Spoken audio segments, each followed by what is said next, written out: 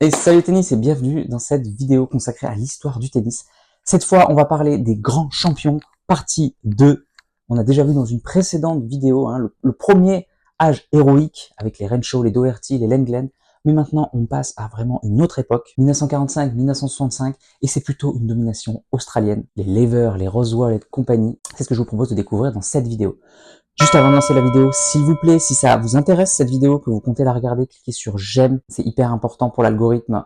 Partagez les vidéos avec un ami. Et puis pour moi, s'il vous plaît, laissez un commentaire, dites-moi ce que vous en avez pensé. Moi, je vous dis à demain pour la suite de l'histoire du tennis. Repensez à ce joueur légendaire, Rod Laver. Progressez et surtout, faites-vous plaisir. À demain. Les grands champions, partie 2. 1945-1965, la dynastie australienne, Lever, Rosewall, Road, Emerson. Quand s'achève la Seconde Guerre mondiale, le monde entier tente de se reconstruire. Les stades rouvrent, les clubs résonnent à nouveau, et le tennis, encore amateur, cherche une nouvelle respiration. Et soudain, l'Australie entre en scène. Pas timidement, pas progressivement, non, avec une domination si totale, si irrésistible, qu'on n'avait jamais rien vu de tel. Pendant presque 20 ans, les Australiens vont capturer tous les titres, écraser toutes les surfaces et réécrire le tennis mondial. Le secret de cette hégémonie, une école unique au monde. L'Australie n'est pourtant pas le centre du monde, mais elle a quelque chose, un système de formation révolutionnaire, une culture du sport quasi sacrée, des entraîneurs visionnaires et un état d'esprit de combattant. Never give up. Les gamins jouent pieds nus sur l'herbe brûlée du bush. Ils courent, ils servent, ils volent. Ils développent un jeu ultra athlétique, agressif, basé sur la prise d'initiative. Bref, ils inventent le tennis moderne. Et parmi tous ces talents, 4 noms deviennent légendaires. Ken Rosewall, muscle, l'élégance absolue. À 17 ans, il impressionne déjà le monde avec un style inclassable. Rosewall n'est pas le plus costaud, son surnom muscle est d'ailleurs une blague. Mais son jeu, un rêve de précision. Un revers slicé d'une pureté mythique, une science du placement, une régularité venue d'une autre planète, un sens du timing surnaturel.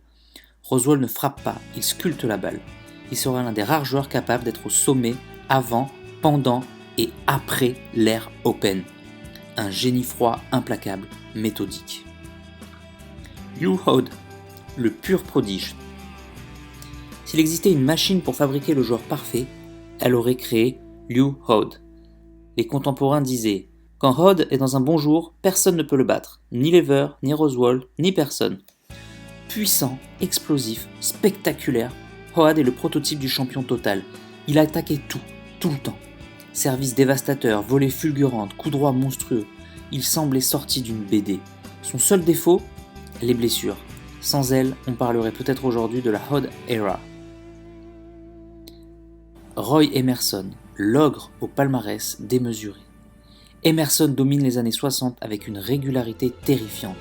Il joue partout, tout le temps, gagne sans relâche et empile les titres comme d'autres collectionnent des timbres. 12 titres du Grand Chelem en simple, un record longtemps jugé impossible à dépasser.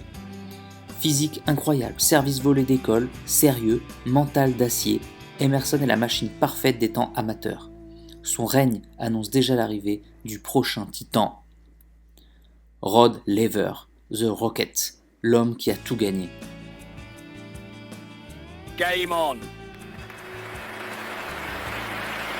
Et voici l'homme qui va devenir un monument, un mythe vivant, un extraterrestre avant l'heure.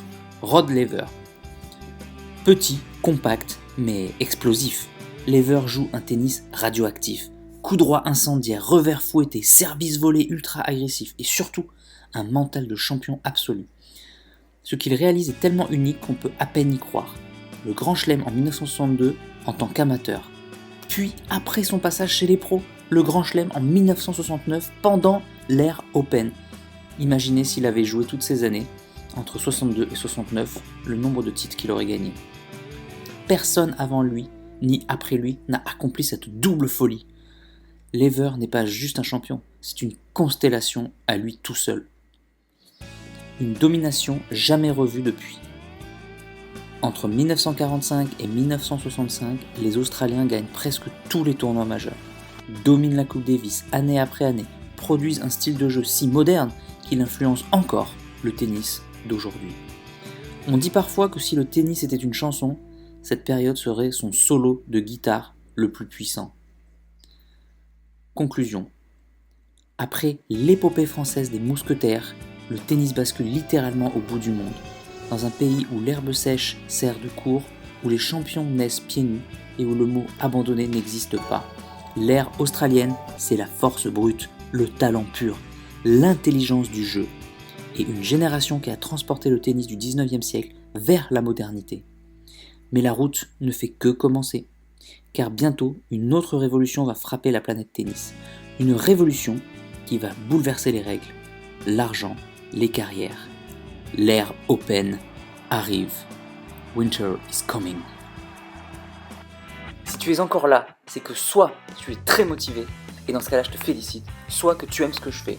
Dans tous les cas, s'il te plaît, laisse un commentaire pour donner ton opinion et soutiens mon travail, soit en partageant les vidéos, c'est important pour l'algorithme, soit en allant sur Tipeee.